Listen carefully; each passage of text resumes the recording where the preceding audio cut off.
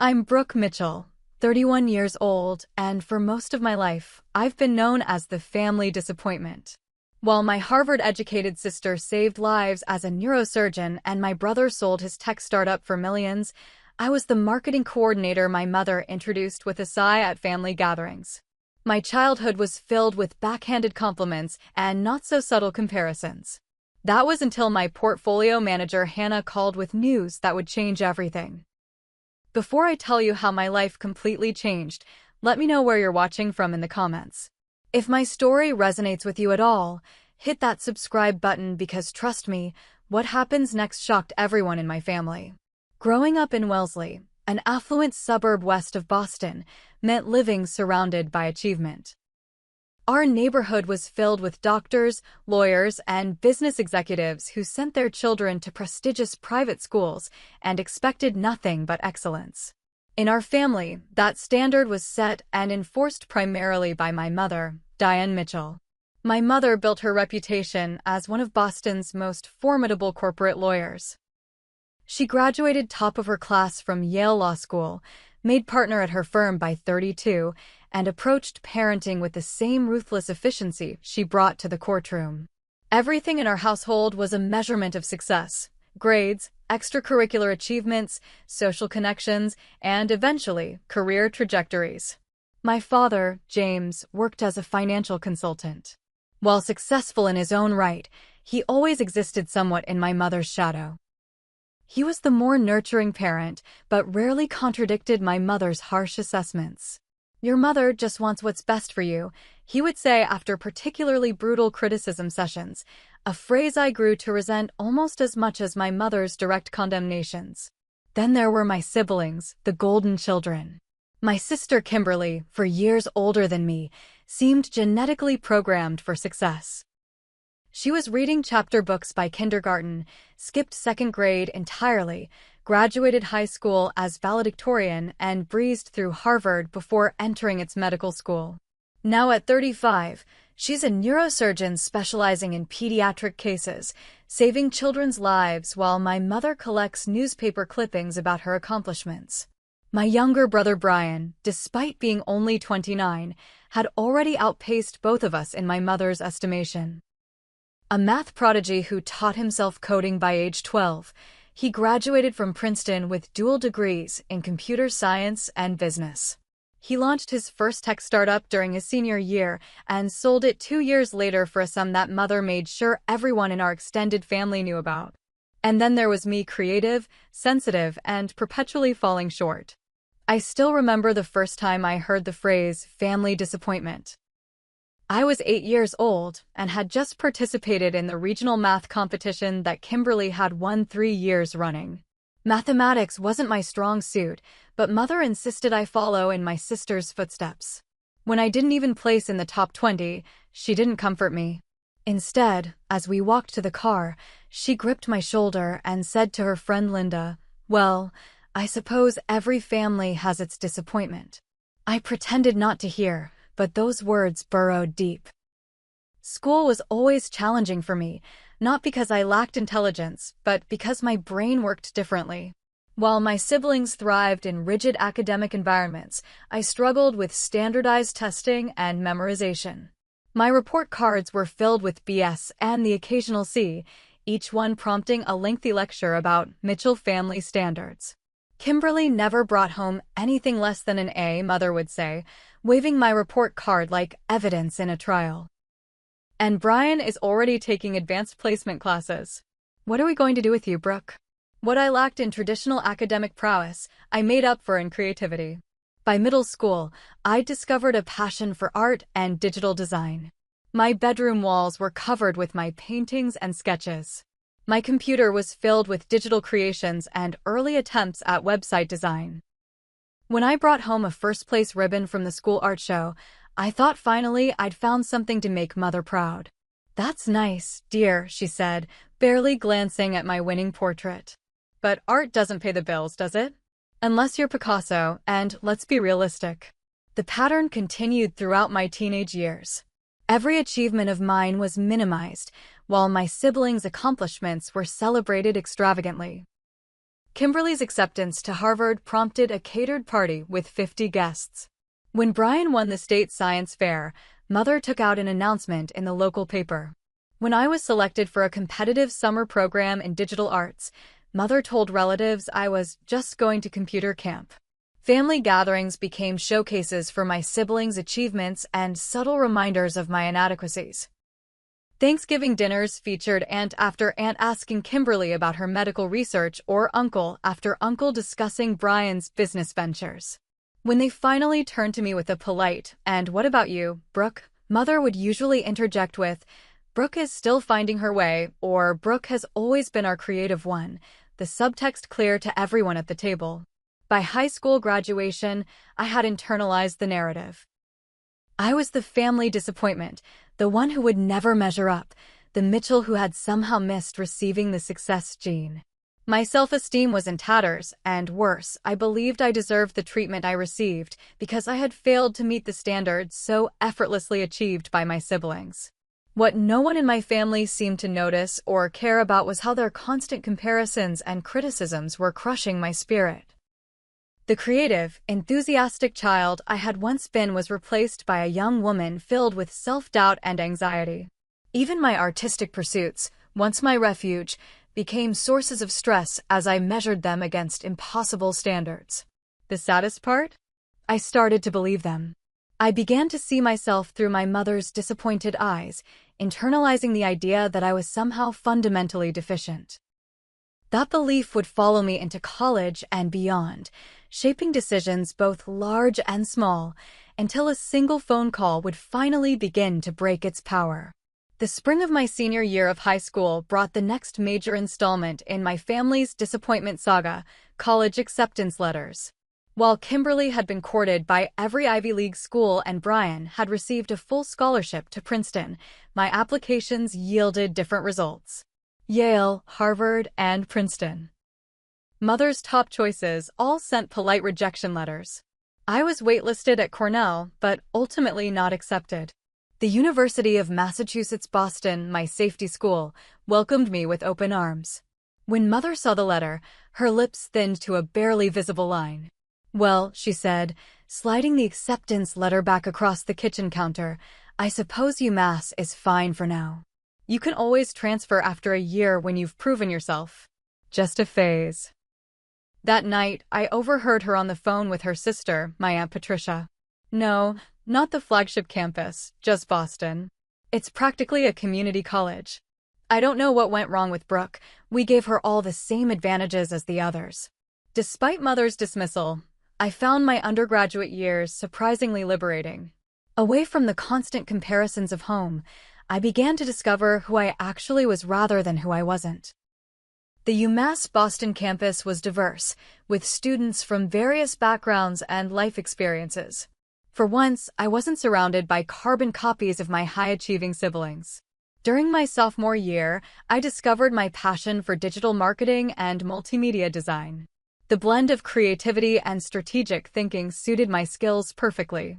I excelled in my marketing courses, making the dean's list for the first time. When I called home with the news, Mother's response was tepid. "That's nice, honey. Did you know Kimberly just co-authored a paper in the New England Journal of Medicine?" I declared my major in marketing with a minor in graphic design, choices Mother dismissed as playing on computers all day. When I tried explaining the growing importance of digital marketing in the business world, she cut me off. "Brooke, people in our family are doctors, lawyers, and entrepreneurs. They don't make pretty pictures for social media. But I suppose someone has to do those jobs too." By senior year, I had secured an internship at a boutique marketing agency in Boston, which led to a job offer upon graduation. The starting salary was modest, but respectable for an entry-level position in the field. At my graduation dinner, Mother managed what she probably thought was a compliment. "Well, at least you finished something," she said, raising her wine glass in a toast. "That shows perseverance. And marketing is practical, I suppose." My first few years in the workforce brought new opportunities for family judgment. At every holiday gathering, the same pattern emerged. Kimberly would discuss her latest surgical innovation, Brian would mention his growing company's valuation, and then attention would reluctantly turn to me. "Brooke is working at, what's the name of that little marketing company again, dear?" Mother would ask, though she knew perfectly well. "Apex Digital Solutions," I would answer. "Yes, that's it. She helps with their social media." The dismissive simplification of my role as a marketing coordinator was deliberate and cutting. The Thanksgiving dinner when I was 26 remains particularly vivid in my memory. Uncle Robert asked how everyone's careers were progressing, and Mother seized the opportunity for another public assessment. "Well, 2 out of 3 of my children turned out successful," she said with a laugh that others around the table awkwardly joined. "Kimberly just received a grant for her research, and Brian's company is opening a second office. Brooke is still at that marketing place." I sat there, pushing mashed potatoes around my plate, feeling like I was 8 years old again, failing that math competition. Later, when I confronted Mother in the kitchen about her comment, she seemed genuinely confused. "Oh, don't be so sensitive, Brooke. It was just a little joke. You know I'm proud of you for trying your best." The breaking point came at Mother's 60th birthday party. She had rented an elegant venue and invited over 100 guests, colleagues, friends, and family members from across the country. During her speech, she thanked her 2 successful children for organizing such a wonderful celebration, despite the fact that I had been the one who found the venue, designed the invitations, and coordinated with the caterer. As she accepted congratulations, I stood awkwardly holding the cake I had special ordered from her favorite bakery, invisible in plain sight. That night, I made a decision. I would limit my contact with my family to the bare minimum necessary to maintain civility. No more subjecting myself to constant judgment and comparisons. No more seeking approval that would never come. The following years were lonely but necessary. I attended obligatory holiday gatherings and occasional family dinners, but kept conversations superficial and visits brief. I declined weekend invitations and made excuses to miss informal get-togethers. The distance protected me from the worst of the criticism, but it also isolated me from any possibility of family support. During this period, my self-doubt reached its peak. Despite receiving promotions at work and positive feedback from clients, I couldn't shake the feeling that I was fundamentally inadequate. I dated sporadically but sabotaged relationships before they became serious, convinced that anyone who truly got to know me would eventually see the disappointment my family saw. What my family didn't know was that during these years of apparent stagnation, I was quietly setting in motion a plan that would eventually change everything. A plan born from the desperate desire to prove them wrong once and for all. The seed for what I came to call my freedom plan was planted during a particularly difficult period at work. Our agency had taken on a new client, a financial services firm specializing in wealth management for young professionals. As the marketing coordinator assigned to their account, I spent hours immersed in their content, learning about investment strategies, compound interest, and the power of starting early. The concepts fascinated me, particularly the idea that modest but consistent investments could grow substantially over time. Unlike the get-rich-quick schemes that had made my brother a millionaire overnight, this was a path that suited my methodical nature and limited resources.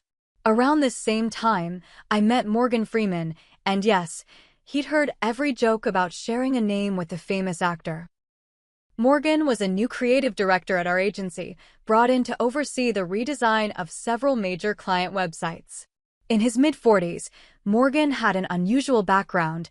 He'd worked in finance for 15 years before making a career change to pursue his passion for digital design.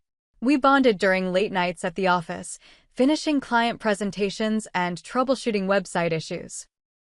When I mentioned my growing interest in personal finance, sparked by our wealth management client, Morgan became an unexpected mentor.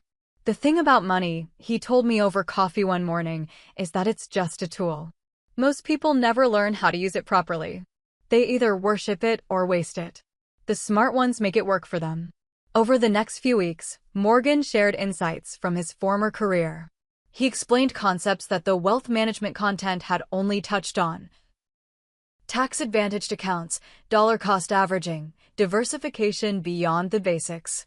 Most importantly, he introduced me to the concept of financial independence. What if, he asked one day, you could reach a point where working was a choice, not a necessity?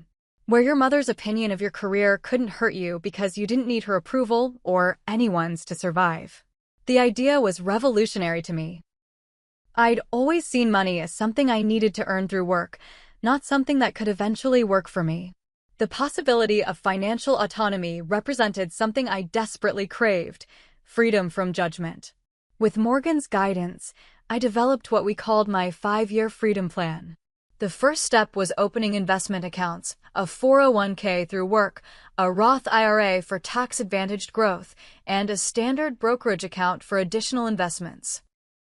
I had saved about $12,000 over my working years, not impressive by my family's standards, but a start. Morgan helped me research investment options that aligned with my risk tolerance and time horizon. Unlike my brother's high-risk ventures, I chose a more balanced approach: low-cost index funds for stable growth, a carefully selected handful of established companies with strong fundamentals, and just a small percentage allocated to higher-risk investments with greater growth potential. Think of it as a barbell strategy, Morgan explained. Most of your money is in solid, proven investments that will grow steadily over time. A small portion is in higher risk, higher reward opportunities. You don't need all of those to pay off, just one. To accelerate my savings rate, I made 2 significant life changes. First, I moved from my reasonably comfortable apartment to a tiny studio in a less desirable neighborhood, cutting my rent by nearly 40%. Second, I started a side hustle developing websites for small local businesses, using the skills I'd gained at work to earn extra income on evenings and weekends. My new lifestyle was Spartan by necessity. I sold my car and relied on public transportation. I cooked at home instead of eating out. I bought clothes secondhand or waited for significant sales. Every dollar saved went into my investment accounts, split according to the strategy Morgan and I had developed. When my mother saw my new apartment during a rare visit, her horror was evident. "Brooke, this is practically a closet. There isn't even room for a proper sofa. Is this really necessary? Your father and I could help if you're struggling this badly." I didn't tell her that my bank account balance was actually growing, not shrinking. I didn't explain that my budget lifestyle was a choice, not a result of failure. Instead, I simply said, "I'm comfortable here. It suits my needs." She left shaking her head, no doubt adding this to her mental list of my disappointments. Later that week, she sent me a check for $5,000 with a note saying, "For a better living situation." I deposited the check and put the entire amount into my investment accounts. My siblings were equally dismissive of my lifestyle choices. Brian, flush with cash from his successful startup, couldn't understand why I lived so frugally. "You need to take more risks, Brooke," he advised during one of our infrequent phone calls. "Playing it safe in a marketing job is fine, but you'll never get ahead that way. You should let me invest some money for you." Kimberly, to her credit, was less judgmental but equally misguided. "I worry about you," she said. "All work and no play. When's the last time you took a vacation or bought yourself something nice? Life isn't just about saving pennies." What none of them knew was that I had a regular standing appointment with Hannah Watson, a portfolio manager at the investment firm I'd opened my accounts with.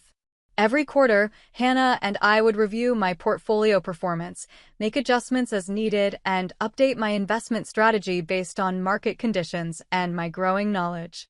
Hannah became something of a confidant, one of the few people who knew the full extent of my financial activities. She understood my motivation. Not just building wealth, but claiming independence, and respected my methodical approach. Most clients your age either ignore their investments entirely or check them obsessively, making emotional decisions, she told me during one of our meetings. "Your consistency is remarkable." 3 years into my 5-year plan, my portfolio had grown substantially. The bull market had certainly helped, but my disciplined approach and diverse investments were the real factors in my success. One particular investment, $5,000 placed in a promising AI education startup that Morgan had heard about through his network, was showing especially impressive gains as the company expanded rapidly. Through it all, I maintained absolute secrecy about my growing net worth. At family gatherings, I continued to be the marketing coordinator with a tiny apartment and modest lifestyle. I endured the pitying looks and backhanded compliments. I listened as Mother introduced Kimberly and Brian to her friends with pride and me as an afterthought. The Freedom Plan had become my secret strength. Each dismissive comment or comparative slight now bounced off a growing shield of financial confidence. I wasn't just saving and investing money, I was buying myself options, creating choices my family didn't know existed. Then came the Monday morning that changed everything. It started as a typical Monday. I woke at 5:30 a.m., completed my morning workout, and prepared for the day ahead.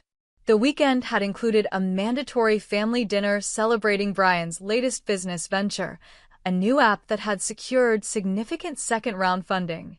The evening had featured the usual parade of my siblings' accomplishments and subtle digs at my career stagnation. As I stirred almond milk into my coffee, I was already mentally preparing for a busy workday.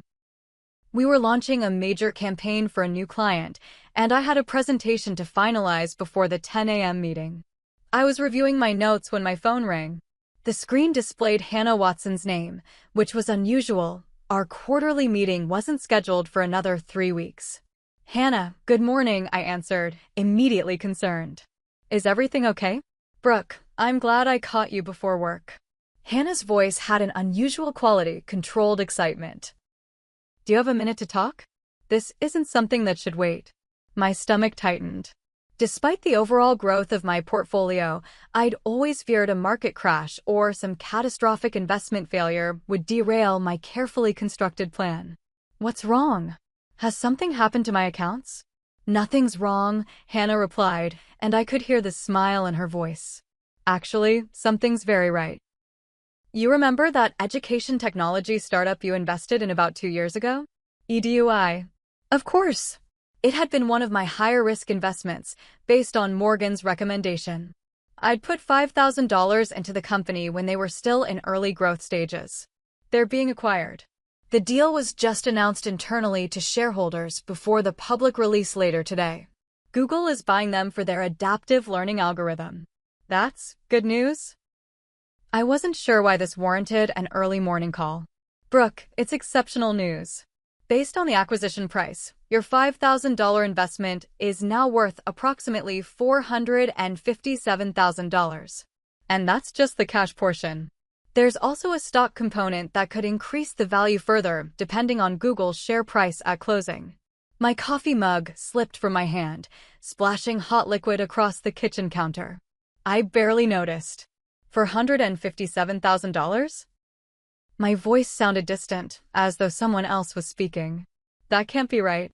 "I triple-checked the figures before calling you," Hannah said. "With this windfall, combined with your other investments, your total portfolio value has just crossed the 7-figure mark. Brooke, you're officially a millionaire." I sank onto a kitchen stool, my legs suddenly unable to support me. My hands were shaking so badly I had to put the phone on speaker and set it on the counter. "I need to see the numbers," I managed to say. "This doesn't seem real." "I'm sending you the detailed breakdown right now," Hannah replied. "You'll need to sign some paperwork regarding the acquisition. There are tax implications we should discuss, and we'll want to develop a strategy for reinvesting the proceeds. But Brooke, take a moment to let this sink in. This is the result of your consistent discipline and willingness to take calculated risks." After hanging up, I sat motionless in my tiny kitchen, surrounded by second-hand furniture in an apartment my mother deemed barely habitable, trying to process what had just happened. The notification sound from my phone jolted me back to reality. Hannah's email contained the confirmation I needed: spreadsheets, official documentation, and a personal note of congratulations. The numbers were real. My net worth, previously hovering around $200,000 after 3 years of aggressive saving and fortunate market timing, had quintupled overnight. My first call was to Morgan. Despite having moved to a different agency the previous year, he remained my trusted advisor and one of the few people who knew about my freedom plan. "Holy shit, Brooke," he exclaimed after I shared the news. I knew I had potential, but this is beyond what anyone expected. We need to celebrate. Dinner tonight, my treat. Anywhere you want. Through my shock, a question formed. What do I do now, Morgan? I wasn't expecting to reach my financial goals for at least another few years. That's the beautiful part, he said. You get to decide. Your original plan has accelerated, but the principles remain the same. Financial independence means choice. What do you want to do with this freedom? What did I want? The question reverberated through my mind as I somehow made it through my workday, functioning on autopilot while internally processing my new reality. I sat through the client presentation, responded to emails, and attended a team lunch, all while carrying a secret that felt too enormous to contain. That evening, over dinner at a restaurant far nicer than my budget usually allowed, Morgan and I discussed practical next steps. Setting up meetings with a tax professional, considering more diversified investment strategies for the windfall, and exploring the possibility of purchasing a home instead of renting. What about your family? Morgan asked as we finished dessert. Are you going to tell them? The question struck at the heart of my uncertainty. Part of me wanted to rush to my mother's house and lay out bank statements and portfolio summaries on her perfectly polished dining table. See? I'm not a disappointment after all. I've achieved something even Brian hasn't: financial independence before 35. But another part, perhaps the wiser part, recognized that financial validation wasn't the same as emotional healing. Would my mother's approval, finally earned through monetary success, actually fill the void her lifelong disappointment had created? Or would it simply reinforce the toxic idea that my worth was measured by financial metrics? Not yet, I finally answered. I need time to process this myself before dealing with their reactions. In the days that followed, I met with Hannah and other financial professionals to ensure my sudden wealth was properly managed.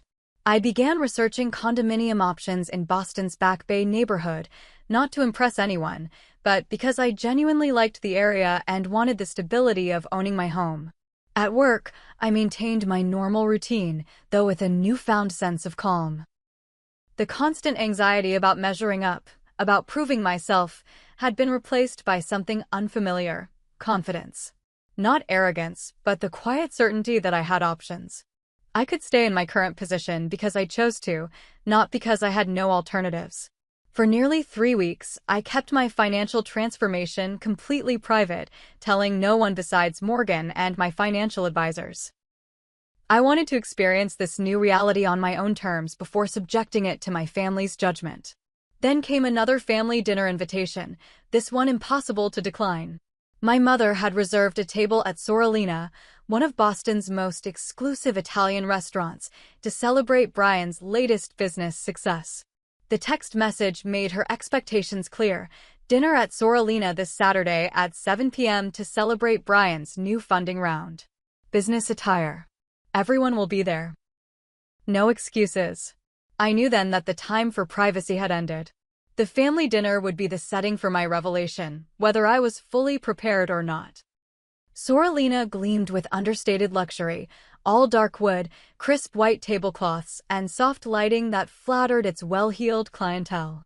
My mother had requested a private dining area, ensuring our family drama would play out with appropriate exclusivity. I arrived precisely on time, having spent considerable effort on my appearance. Not in the designer dress mother would have preferred, but in a well-cut black pantsuit that projected confidence and professionalism. My hair was styled simply, my makeup minimal but precise. I looked competent, successful even, though not in the ostentatious way my mother might have wanted. The maitre d' led me to our table where my family was already assembled: mother and father, Kimberly and her neurosurgeon husband Thomas, Brian and his girlfriend Allison, who worked in venture capital. Mother's expression upon seeing me was its usual mixture of mild disappointment and resignation. "Brooke, darling, you made it," she said, rising for the perfunctory cheek kiss. "We were just discussing Brian's latest triumph. The Weinstein Fund has contributed to his Series B funding. $20 million. Isn't that remarkable?" "Congratulations, Brian," I said, taking the only remaining seat, at the far end of the table, naturally. "That's impressive." Brian launched into a detailed explanation of his company's valuation metrics and growth projections, terminology deliberately technical to emphasize the sophistication of his business acumen. Mother watched him with undisguised pride, occasionally adding commentary like, "Brian always had an eye for opportunity," or "We knew from his first computer programming class that he was destined for tech success."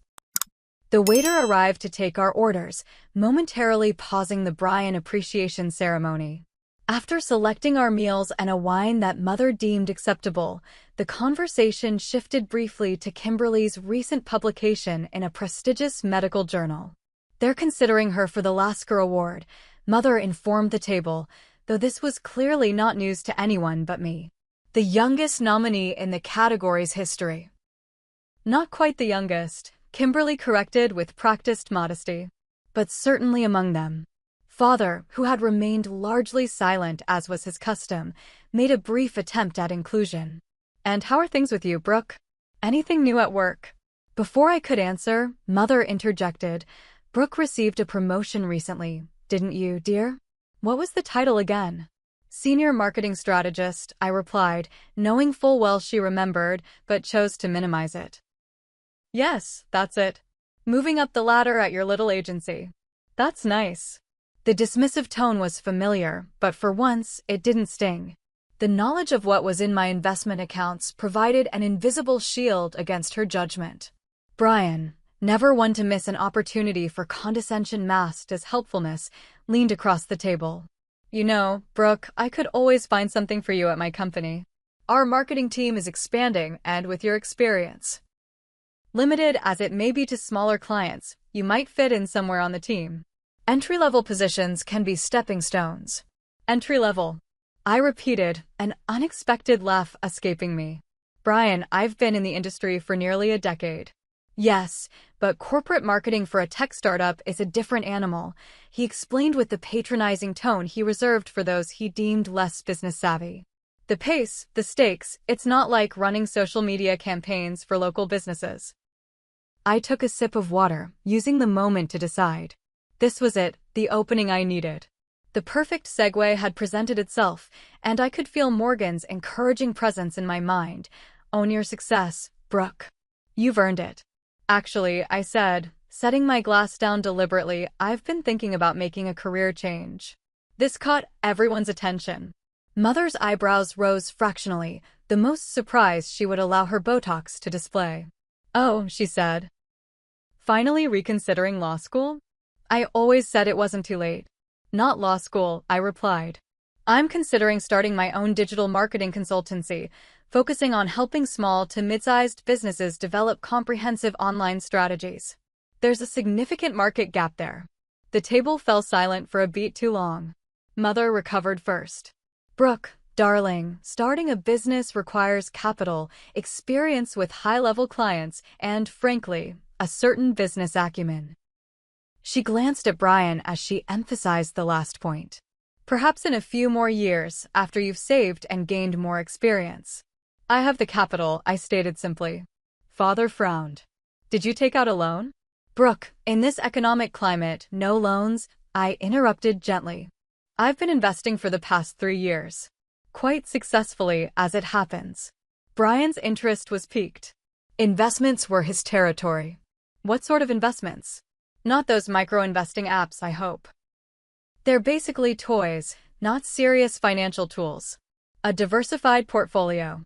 Index funds, established growth companies, and a few strategic early-stage investments in promising startups." I maintained eye contact with him as I continued. "One of which was just acquired by Google. My initial $5,000 investment is now worth over $450,000. The silence that followed was profound. Mother's wine glass stopped halfway to her lips. Father's fork clattered against his plate. Kimberly's eyes widened in genuine surprise. Brian recovered first, skepticism evident in his tone. "That's a nearly 100 times return. That kind of multiple is extremely rare, even in venture capital." "I'm aware," I replied, unable to keep a slight smile from forming. "I was fortunate. But it wasn't just luck. I researched thoroughly and took a calculated risk based on solid fundamentals and growth metrics. Brooke, Mother said, her voice carrying a warning tone that suggested I might be exaggerating, are you certain about these figures? Investment returns can be complicated to calculate correctly. Rather than argue, I reached for my phone, opened my portfolio app, and slid it across the table to her. See for yourself. That's just the brokerage account.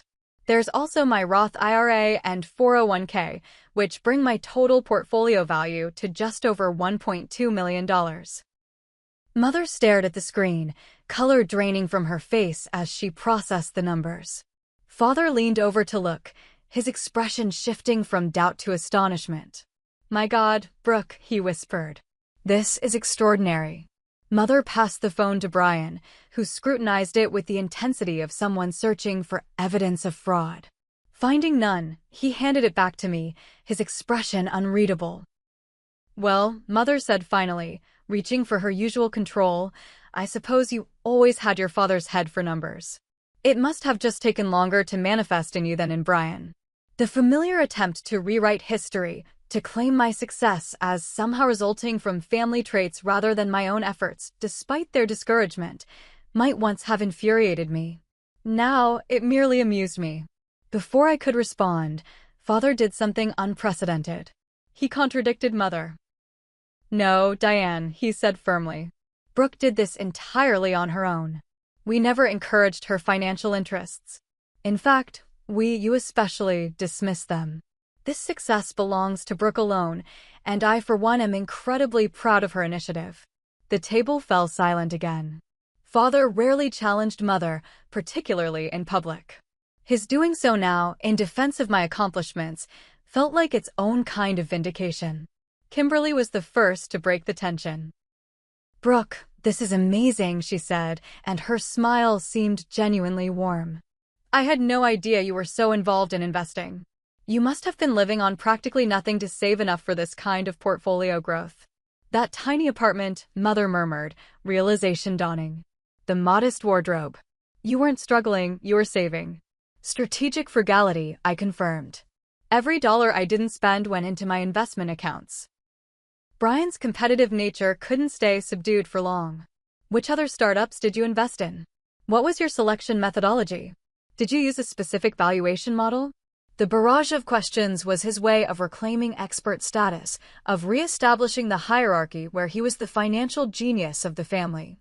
I answered simply, without the jargon he expected, which seemed to frustrate him further. The remainder of dinner passed in a surreal haze.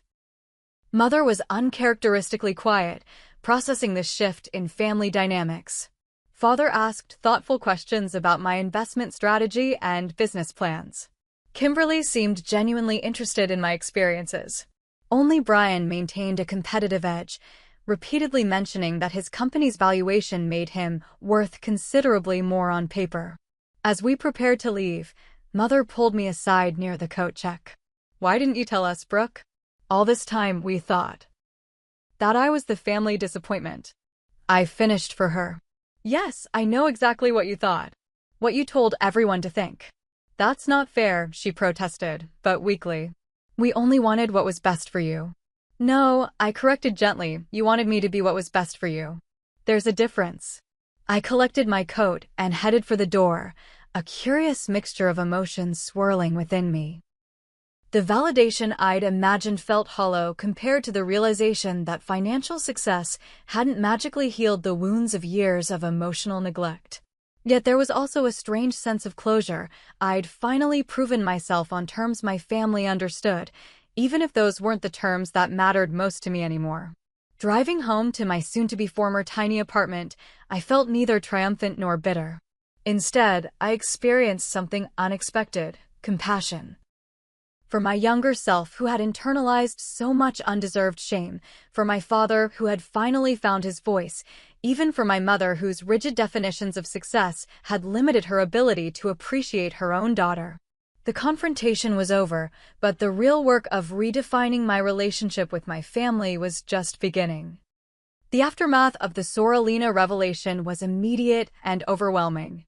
My phone began buzzing with notifications before I even reached my apartment, text messages, emails, and voicemails from family members processing the shift in our established dynamic.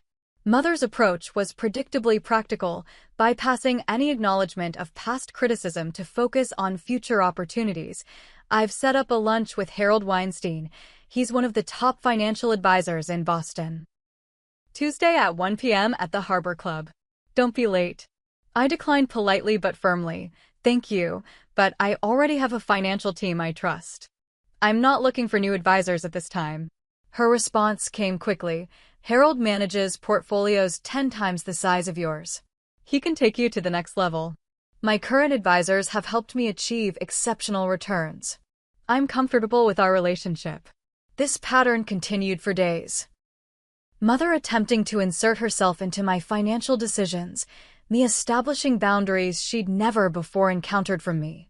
It was clear she was struggling to reconcile her long-held view of me as the family disappointment with this new evidence of my success in an arena she respected. Kimberly's approach was markedly different. Her first message was simple: I owe you an apology. Coffee this week? We met at a quiet cafe near Massachusetts General Hospital during her break between surgeries. Unlike our usual interactions, which followed Mother's template of Kimberly sharing her achievements while I listened admiringly, this conversation had a different tenor from the start. I've been thinking about how I've treated you, she said after we'd settled with our drinks. Not just recently, but over the years. I never challenged Mother's narrative about you, even when I could see how much it hurt you. I was complicit in that, and I'm truly sorry. Her candor surprised me. You were the golden child, I said. It was a comfortable position. Comfortable but constraining, she admitted. Do you know how terrified I've always been of failure? One wrong move, one failed surgery, one misdiagnosis, and I'd lose the only identity I've ever had, the successful daughter. At least you got to discover who you really are outside of Mother's expectations. This perspective shift, seeing my struggle as something that had ultimately benefited me while her apparent advantage had its own costs, was revelatory. Over the next hour, Kimberly and I began rebuilding our relationship on more equal footing, sharing vulnerabilities and hopes in a way we never had as children. Brian's reaction followed a different trajectory. Initially defensive and competitive, my company's valuation is still higher than your portfolio. He gradually shifted to treating me as a potential business resource. We should discuss co-investment opportunities, he suggested during one of his increasingly frequent calls. I have access to deals you wouldn't see otherwise. While I maintained a polite relationship with Brian, I was careful to keep our financial discussions limited.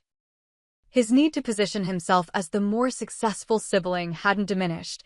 It had merely adapted to acknowledge me as competition rather than an afterthought. Father's response was the most surprising and touching. He called me the day after the dinner, his voice carrying an emotion I rarely heard from him. I failed you, Brooke, he said without preamble. I should have stood up for you years ago. I let your mother's intensity dictate how we treated you, and that was wrong. I'm so proud of what you've accomplished, but more importantly, I'm proud of who you are, your resilience, your determination, your integrity. Why now, Dad? I asked, the question that had lingered for years. Why didn't you ever say anything before? His sigh carried decades of regret.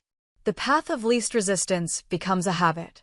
I told myself I was keeping the peace, but really, I was just avoiding conflict.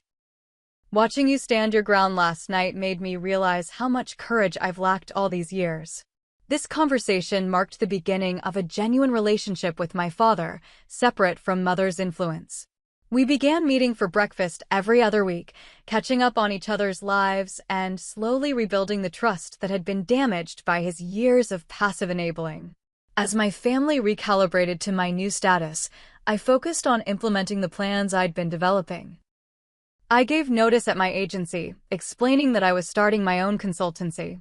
My colleagues were surprised but supportive, and my boss even became my first client, contracting my new company to handle projects their team was too busy to manage. I purchased a condominium in Back Bay, not the largest or most expensive in the building, but a space that felt both comfortable and reflective of my success. The two-bedroom unit with large windows and a small balcony overlooking the neighborhood was a far cry from my tiny rental, but I furnished it thoughtfully rather than ostentatiously, creating a home rather than a showcase. Mother insisted on visiting shortly after I moved in. She arrived with a housewarming gift, an expensive crystal vase that suited her taste more than mine, and immediately began assessing the property with the critical eye I'd grown up dreading. "The finishes are nice, though I would have chosen marble for the countertops instead of quartz," she noted, running a finger along the kitchen island. "And this living room could accommodate a larger sofa. You have the space now, you should use it." As she continued her evaluation, I felt old patterns threatening to re-emerge, her judgment, my defensive justification, followed by my inevitable feeling of inadequacy. But something had fundamentally changed. The financial security I'd built had translated into emotional security I'd never before possessed. "Mom," I said, interrupting her critique of my lighting fixtures, "I need to say something." She paused, looking mildly surprised at my interruption. "For most of my life, you've made me feel like I wasn't enough," I continued, my voice steady despite the pounding of my heart. "Not smart enough, not successful enough, not accomplished enough. Always the disappointment compared to Kimberly and Brian." "Brooke, that's not, please let me finish. This isn't about my investment success or this apartment or my new business. It's about the fact that your approval has always been conditional on achievements you deemed worthy. Do you know how damaging that is to a child? To grow up believing your parents' love depends on your accomplishments?" Mother sat down heavily on my allegedly too small sofa, her expression a mixture of defensiveness and genuine confusion. "I've always wanted what's best for you. Everything I did was to push you to reach your potential. No, you wanted me to reach the potential you defined for me. But I'm not Kimberly or Brian. I'm me with different strengths, different interests, different measures of success." "I never meant to hurt you," she said, though her tone suggested she still didn't fully understand my point. "I'm proud of what you've accomplished now." "That's just it," I replied. "You're proud now that I've succeeded financially. But I needed you to be proud of me all along for my creativity, my resilience, my kindness. For who I am, not what I achieve." The conversation that followed was difficult, with Mother alternating between defensiveness, "We gave you every advantage," and revisionism, "I always believed in you in my own way." She wasn't ready to fully acknowledge her role in my emotional struggles, but it was the first time we'd ever had such an honest exchange about our relationship. As she was leaving, she paused at the door. "I may not have always shown it properly, Brooke, but I do love you. I always have." It wasn't the full recognition I might have wanted, but it was a start. A small crack in the foundation of our dysfunctional dynamic that might eventually allow something healthier to grow. The months that followed brought significant changes. My consultancy, Mitchell Digital Strategies, grew rapidly as word spread about my innovative approach to helping smaller businesses compete effectively online. I hired 2 employees within the first 6 months and was considering bringing on more to handle our expanding client list.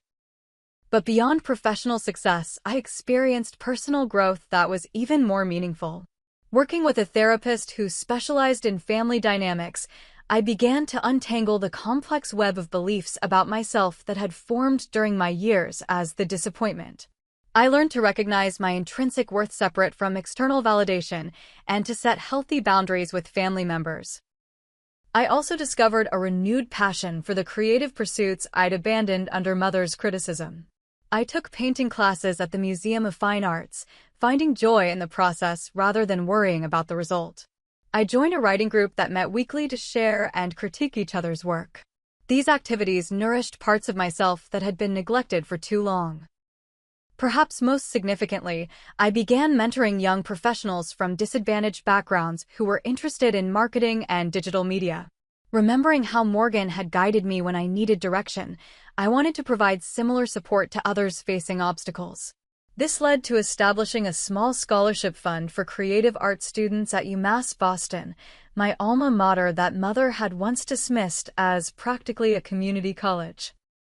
As my business grew and my personal life flourished, family dynamics continued to evolve.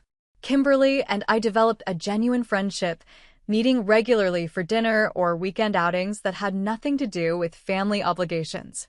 Father became more assertive in standing up to Mother, not just regarding me but in expressing his own preferences and opinions after decades of acquiescence. Brian remained Brian, competitive and status-conscious. But even he seemed to be maturing somewhat, occasionally asking for my perspective on marketing strategies for his company without immediately dismissing my suggestions. And Mother was trying in her way. She still lapsed into old patterns of criticism and comparison, but now caught herself more often. Our relationship remained complicated, but the emotional charge had diminished. I no longer sought her approval with the desperation of a child starved for validation. I could appreciate her strengths while acknowledging her limitations, including her limited capacity for the unconditional love I had craved growing up. Nearly a year after the revelatory dinner at Soralina, Mother hosted a family gathering at her home. As we sat around the dining table, the same table where I had endured countless uncomfortable meals, she did something unprecedented. "I'd like to say something," she announced after dinner had been served. "I've been reflecting on our family dynamics, particularly how I've interacted with each of you." She looked directly at me. "Especially you, Brooke. I realize now that I've been unfair in many ways, measuring your success against a very narrow standard. Your path has been different, but no less valid or impressive." The table fell silent. This public acknowledgement from Mother, who never admitted fault, was extraordinary. "I'm proud of all three of my children," she continued. "Not because of your careers or accomplishments, though those are certainly noteworthy, but because of who you are as people. I haven't always expressed that well, and for that, I apologize." Tears pricked at my eyes, not from the residual pain of past disappointments, but from the recognition that people, even someone as seemingly immutable as my mother, could grow and change. Her acknowledgement wasn't perfect, and it didn't erase years of hurt, but it represented a shift I had never thought possible. As I drove home that evening, I reflected on the extraordinary journey of the past year. My financial windfall had been the catalyst for change, but the true transformation had been internal, redefining success on my own terms, healing old wounds, and building a life that reflected my authentic self rather than someone else's expectations. The family disappointment had disappeared, not because I had finally measured up to arbitrary standards, but because I had outgrown the need for external validation altogether. In its place stood a woman who understood that the most meaningful success wasn't measured in dollars or status, but in self-acceptance, purpose, and genuine connection. It's been just over a year since my portfolio manager made that life-changing call, and sometimes I still wake up wondering if it was all a dream. Not the financial part, my thriving consultancy and comfortable Back Bay condo are tangible reminders of that reality. What occasionally seems surreal is the transformation in my family relationships and, more importantly, in how I view myself. Mitchell Digital Strategies has grown beyond my initial projections. We now employ 10 people. A mix of strategists, designers, and content specialists, and have moved from my home office to a proper workspace in the South End. Our client list includes businesses ranging from local restaurants to regional healthcare providers, all benefiting from our specialized approach to digital marketing for mid-sized organizations. What gives me the most satisfaction isn't the company's profitability, though that's certainly pleasant, but the culture we've created. Unlike the cutthroat, achievement-at-all-costs environment I grew up in, our team celebrates collaboration, creativity, and work-life balance. We measure success not just in metrics and conversions, but in client relationships and employee satisfaction. My personal relationships have undergone equally significant evolutions. Kimberly and I now have standing dinner dates twice a month, conversations that range from professional challenges to childhood memories to current events. Without Mother's comparative framework constantly positioning us as competitors, we've discovered a genuine sisterly bond that had been suppressed for decades. "I always wanted to be closer to you growing up," she confessed during one of our dinners. "But I was afraid if I didn't maintain my perfect daughter status, I'd end up on the receiving end of the criticism you faced." It was easier to stay in my lane and play my assigned role. We were both trapped in Mother's narrative, I replied. Just in different ways. Our relationship now includes not just emotional support, but practical collaboration. Kimberly has introduced me to medical professionals needing marketing services, while I've helped her develop a more engaging online presence for her research foundation. Father has undergone perhaps the most dramatic transformation. After decades of deferring to Mother, he's found his voice not just in defending me, but in expressing his own preferences and interests. He's taken up woodworking, a hobby Mother previously dismissed as messy and pointless, and has begun reconnecting with old friends Mother had deemed not our sort of people. During one of our breakfast meetings, he shared a revelation. I was so focused on providing financially that I forgot to provide emotionally, especially for you, Brooke. I thought if I kept the peace with your mother and maintained our lifestyle, I was doing my job as a father. I missed what you really needed. Which was? I asked, though I knew the answer. An advocate. Someone to see you for who you really were, not who your mother wanted you to be. He reached across the table to squeeze my hand. I can't get those years back, but I'm trying to make up for it now. Brian remains the family member with whom I have the most complicated relationship.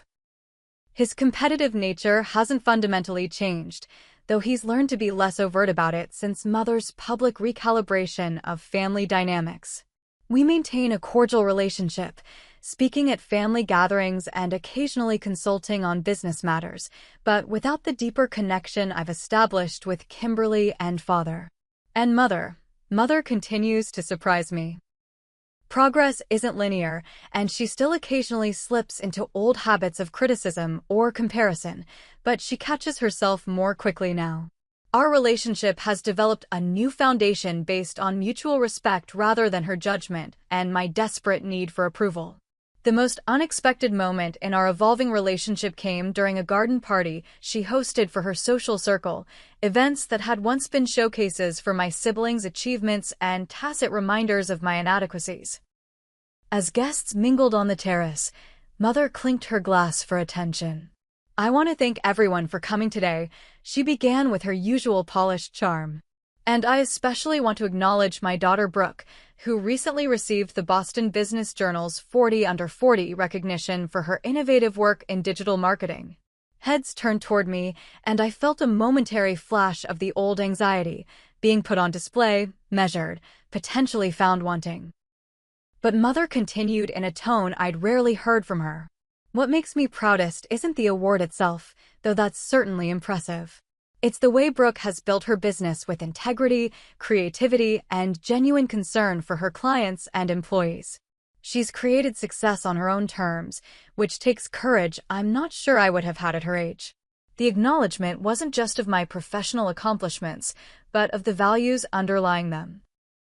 A recognition that my different approach to success had merit on its own terms, not just because it had ultimately led to financial rewards. It was the closest Mother had ever come to saying, "I was wrong about you all along." Later, when I thanked her for the unexpected praise, she said something that suggested genuine growth. "I'm learning, Brooke. Slowly, perhaps, but I'm learning." Beyond family healing, this year has brought personal rediscovery. I've reconnected with passions abandoned years ago under the weight of criticism and comparison. My condo now includes a small studio space where I paint, not for exhibitions or acclaim, but for the pure joy of creation. I've joined a community theater group, rediscovering the love of performance I'd set aside after Mother deemed drama club a distraction from serious academics. These creative pursuits nourish something essential in me that had been starved for too long. There's a particular pleasure in engaging in activities with no metric for success beyond my own enjoyment and growth, a concept that would have been incomprehensible to the achievement-oriented family I grew up in. Perhaps the most meaningful aspect of my transformation has been the opportunity to help others. Remembering how Morgan's mentorship changed my trajectory, I've established a formal mentoring program for marketing students from underprivileged backgrounds. The Mitchell Creative Scholarship now supports 5 UMass Boston students annually, providing not just financial assistance, but professional guidance and internship opportunities. During a recent mentoring session with Jasmine, a first-generation college student with extraordinary design talent but limited professional connections, I recognized my younger self in her mixture of ambition and uncertainty. "I'm worried I won't measure up," she confessed. "Everyone else seems to know exactly what they're doing, and I'm just figuring it out as I go." "Can I tell you a secret?" I replied. "Everyone is figuring it out as they go. Success isn't about knowing all the answers or never making mistakes. It's about learning from those mistakes and staying true to your own definition of what matters." In that moment, I realized how far I'd come from the young woman who believed she was fundamentally inadequate because she couldn't meet someone else's arbitrary standards. The greatest investment I'd made wasn't financial, but emotional, investing in my own self-worth and authentic path. Financial independence gave me options, but emotional independence gave me freedom. Freedom from the crushing weight of others' expectations, freedom to define success on my own terms, freedom to live a life aligned with my values rather than someone else's vision. The family disappointment no longer exists, not because I finally measured up, but because I finally understood that the measuring stick itself was flawed. True success isn't counted in dollars, degrees, or status symbols. It's measured in authenticity, purpose, and connection. It's found in the courage to chart your own course, even when others question your direction. If my story resonates with you, if you've ever felt like you're not enough, or that you're being measured by standards that don't reflect who you truly are, I hope you'll take this to heart. You are not a disappointment. Your path doesn't need to mirror anyone else's to have value. Your worth isn't determined by achievements that can be listed on a resume or displayed on a mantle. The most important approval you'll ever receive is your own. And that, more than any portfolio value or business success, is what I'm most grateful to have finally discovered. Now, I'd love to hear from you. Have you ever felt pressured to meet someone else's definition of success? How did you break free and find your own path? Share your experiences in the comments below, and if this story touched you in any way, please hit that subscribe button. Let's build a community where we can all define success on our own terms. Thank you for listening to my journey, and remember, the most valuable asset you'll ever have is belief in yourself.